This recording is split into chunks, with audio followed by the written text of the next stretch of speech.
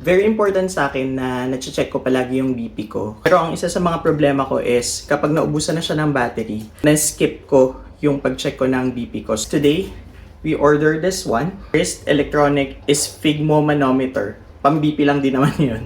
Maraming kuskus balumos. Very compact siya. Pwede nyong ilagay sa katulad namin kapag naglalaro kami ng badminton. So, pwede ko tong dalhin for emergency. May kasama din tong instructions na. So, sa loob, yung actual pang BP. Tapos, hindi siya yung usual na may mahaba pa siyang wire. Kasi this one is for wrist. For this one, ayan, syempre itatry natin. So, dito nyo siya ilalagay sa wrist. Like what you do pagka nagbi-BP kayo. Medyo masikip siya. Tapos, you turn it on, merong power button dito. Ayan. Tapos, itatry natin. Siyempre, magbi-BP tayo today. Maririnig nyo din, tutunog yung... Attention, please. Please keep silent, relax, keep the calm at heart level.